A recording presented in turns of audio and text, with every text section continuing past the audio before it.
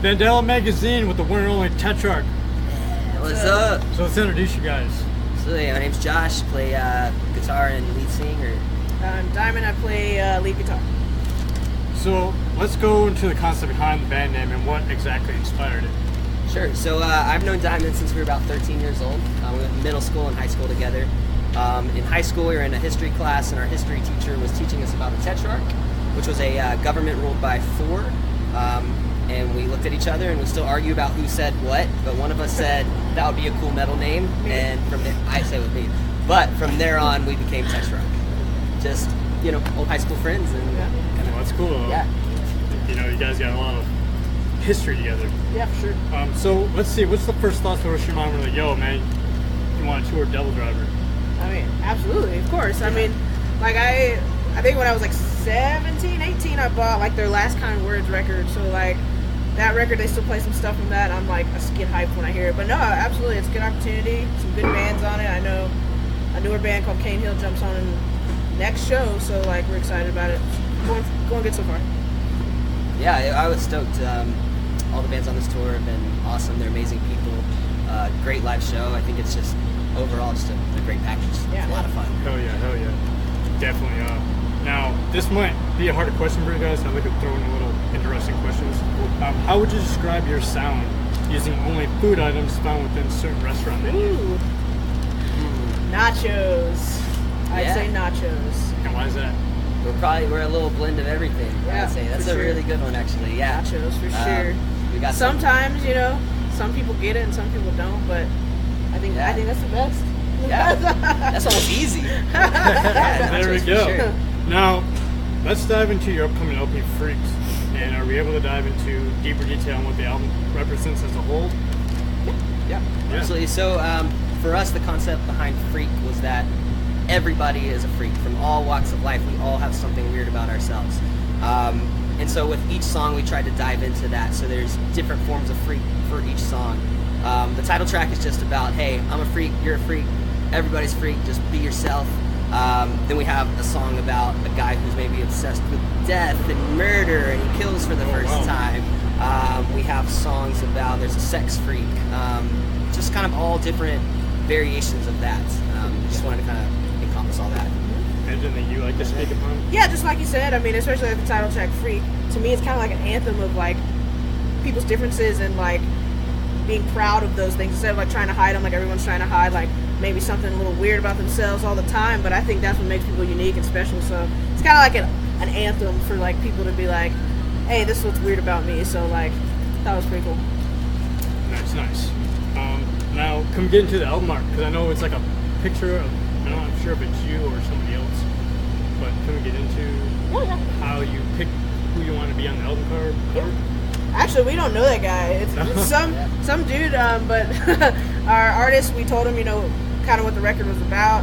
He came up with like the face, like half kind of like metalled out. There's like a rope on his shoulder, piercings, and then one half is just like clean cut, a suit. And it's basically kind of the same thing like we were just talking about, how everyone kind of has two sides, no matter if they show it ever or not. And like we wanted it kind of to be that illustrated feel, like kind of like the old school like Korn records you would see, and Coal Chamber and stuff like that you would see. We wanted to kind of have that feel. So that's why we kind of went with the kind of drawn look, almost kind of cartoony, but not quite, still kind of a photo. So. Yeah, I was curious about that because I wasn't sure if it was like a friend of you guys or someone that just, like you said. No, we don't know the dude. Actually, we're like, I hope we have the rights to this guy because he's about to go everywhere. So. So how did this album challenge you musically as an artist to further evolve you guys' sound? Yeah, this album, we went for a lot of different sounds and let some of our influences that we've never let show come out. When we first started, everything was fast, 1,000 miles per hour. We were super, super thrashy.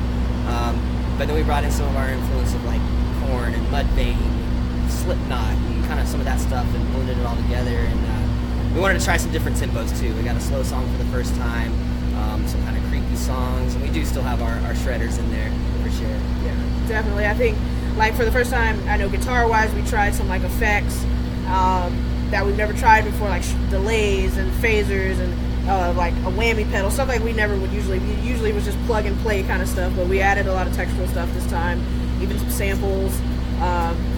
So, and it was a lot of fun. It was a lot of fun to create because it's a lot of, well, even vocally, he did stuff that he's never tried before. So yeah, that's what I wanted to ask. How did this album challenge you vocally? Are you able to get in a little bit of detail? Yeah, it was just, we wanted to try some different stuff. We've always done kind of the same thing, and I don't know, I just went to some different places with it, you know, tried to get kind of creepy with some things, get super heavy on parts, and then try and find like a clean singing voice that I was like super happy with and excited about. So it was definitely a challenge, but our producer Dave helped kind of pull out the best takes, I think. So yeah, super excited. Now I want to know, is the track "Marry a Love Story"? It's so that's actually the song that's like the guy who's like either obsessed with somebody or obsessed with killing. That's the song that's about doing that for the first time, and it could be somebody that's done something to him in his life. And it was kind of focused towards a particular girl or love interest that he had, and we just named Mary. Right. So it could be a very twisted one. Yeah. It's kind of up in the air. Yeah, for sure. Now this is deep subject matter. Pull the trigger obviously has to do with the suicide. Why did you guys decide to, you know, go into that territory? Yeah, I think that was just exploring another side of what some people may call freak. I mean, there's a lot of people dealing with a lot of like mental illness and stuff, and we just kind of, while we might not personally be going through that, some of us, we know a lot of people in our lives who are affected by that. We kind of wanted to dig into that headspace of like having two conflicting things of somebody telling you to take your own life versus you telling no, absolutely not. I have way more to offer on this place. So it's basically like that mental struggle of like going back and forth with yourself that I'm sure most people who do have some sort of mental illness or, you know, bad thoughts or whatever go through. It's kind of like that inner struggle, and that's basically what the whole song is about. Like it in the song, you know, we don't go into like whether he did hurt himself or whether he did not. It was just kind of like all about that struggle. Like a little back and forward vocally between them. Yeah. Well, that's some pretty deep stuff. Now you have a lot of female musicians who look up to you. How do you react when they tell you that you're inspiring them to go out and be their own musician? I'm honored, man. I think it's awesome. Like I said, like I tell people all the time, when I started playing music, started playing guitar, I never thought about being different. It was always just kind of like I love heavy music, and I love guitar, and I just played for the love of it. And then people would say like, "Oh, you're doing something a little different." And I'm like, "Oh, really?" Like I honestly didn't really think about it, but to hear that and like see people actually take heed to that is really, really cool. Like I would love to see more, you know, women take it seriously and dive into it. So I think it's really cool. Do you deal with any like stereotypes, like women should be along about? Like how do you approach that? People are like rude to you about it.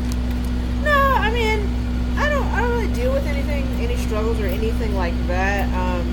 On a tour like this, you are kind of like the oddball. It's all like a bunch of white dudes, you know, like or whatever. But it's fine. Like no one ever treats me bad. Like you know. Well, that's good to know. Yeah, no. I've never, so far, knock on wood, I haven't had any issues with it. Only pleasant experiences so far.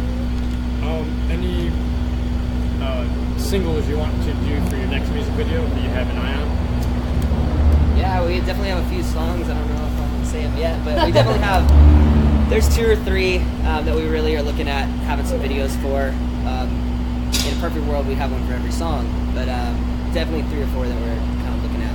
We want to go big with them, so for sure. Now this one's gonna be a little heavy for you guys, because I know you guys were influenced by Linkin Park. Obviously, I just heard a line from you playing in the back.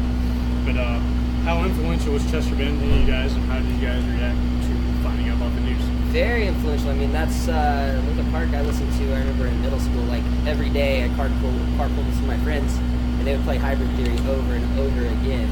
And he actually did it on my birthday, which is pretty crazy too. So I was all excited waking up, and then I get on Facebook and see Chester Bennington die. And I was like, yeah, it was the day before mine, so yeah.